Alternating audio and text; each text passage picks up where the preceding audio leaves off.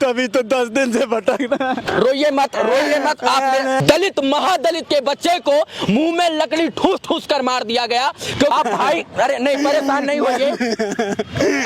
आपके भाई को कैसे मारा गया? मेरे भाई को मुंह में लकड़ी ठूस के मार दिया। नहीं नहीं परेशान मत होइए। अरे कहाँ गए वो भीम आर्मी के लोग भाई जो दलित की हत्या पर सबसे पहले पहुंचते थे? भाई को 9 साल का था, अखिलेश कुमार, वो छोटा बच्चा था। भागलपुर के महादलित परिवार के एक 9 साल के बच्चे के मुंह में लकड़ी ठूस ठूस के आज के 4 महीने पहले मार दिया जाता है और कोई मंत्री, नेता, विधायक इंसाफ दिलवाने के लिए इनके घर पे नहीं पहुंचते हैं और आज 4 महीना बीतने के बाद भी इनको इंसाफ नहीं मिला है। और उसी 9 साल के बच्चे का एक भाई जो है वो दर दर ठोकर इसलिए खा रहा है और दर दर इसलिए भटक रहा है ताकि इसके भाई को इंसाफ मिल सके।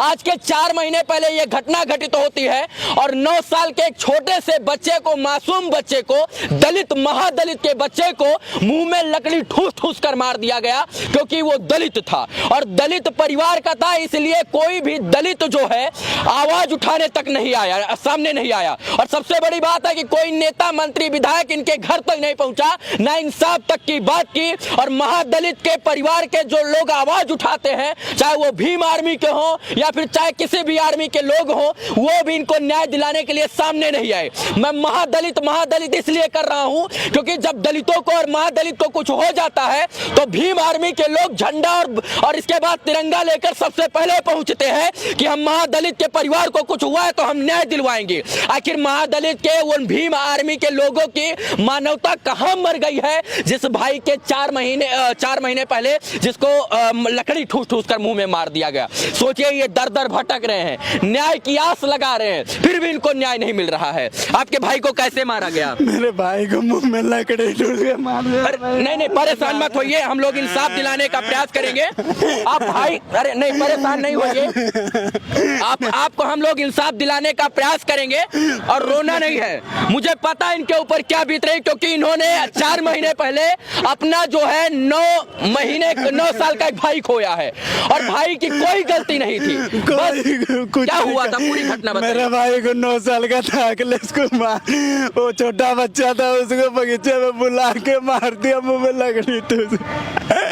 और अभी तक कुछ नहीं कर रहा अधिकारी सब चुपचाप बैठा हुआ है। कौन सी जाति से हैं आप? महादलित है, रविदास जाति से। ये कोई, इसलिए मैंने इनका जाति पूछा, ये कोई जात से नहीं, ये ब्राह्मण, भूमिहार, ठाकुर, वैश्य, किसी भी जाति से मुझे फर्क नहीं पड़ता है।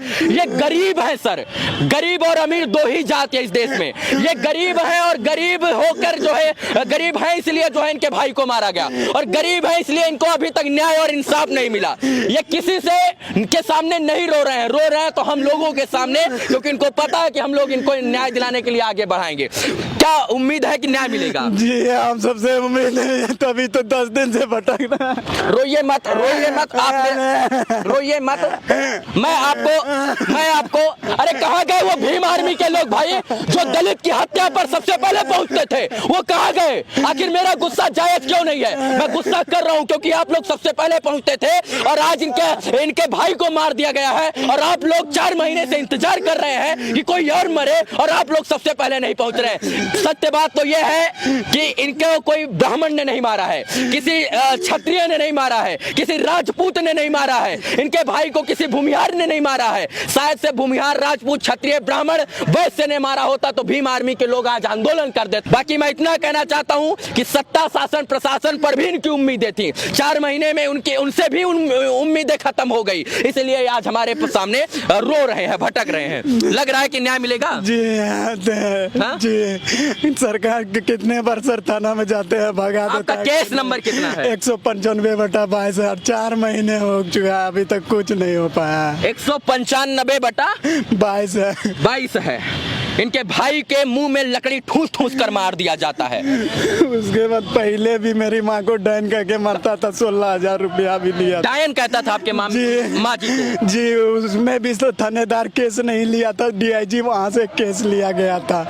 अगर यही केस पहले ले लेता और अगर इस पे कानून कार्रवाई कर लेता तो आज मेरा भाई नहीं मरता और नहीं मारता कोई।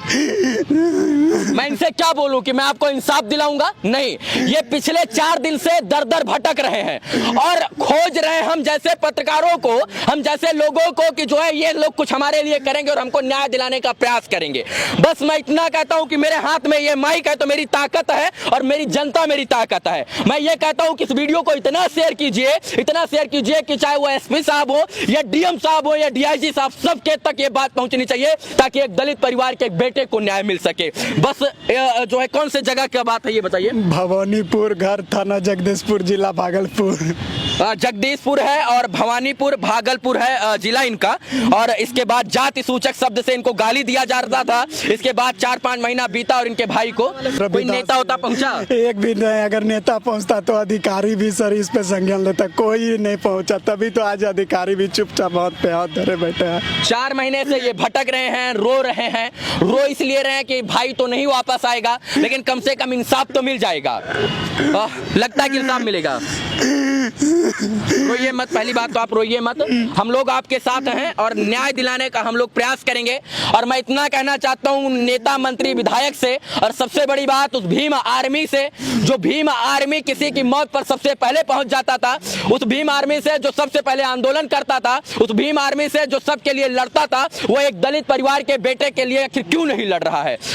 दलित वालों से भी उम्मीद नहीं है, आर्मी वालों, भीम आर्मी वालों से भी। सर सबसे सर देखिए 4 महीने बीत गया, कहाँ गया आखिर दलित? पटना किस लिए आए हैं? पटना आए थे इस वजह की आप सभी पत्रकार भाइयों से विनती है कि मेरा आवाज उठाए और सरकार तक पहुंचाया जाए।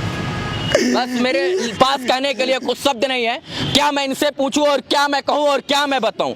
इनका भाई खो गया है इसलिए मैं इनसे सवाल पूछूं, इनके भाई को मार दिया गया ये मैं सवाल पूछूं? मैं नहीं पूछ सकता हूं, क्योंकि मेरे अंदर मानवता है। ये जितनी बार रोते हैं उतनी बार हमारी रूह और आत्मा दोनों रोती है। बस इतना कहता हूं कि न्याय के लिए हर संभव हम लोग प्रयास करेंगे और सच मायने में इसकी जांच हो तो बहुत से लोग दोषी पाए जाएंगे। मैं इतना कहता हूं कि परत दर परत इसके ऊपर से परत उठनी चाहिए और कौन दोषी है इसकी जांच होनी चाहिए। तब दूध का दूध, पानी का पानी होगा और कौन सत्य है कौन गलत है ये भी तभी स्पष्ट हो पाएगा।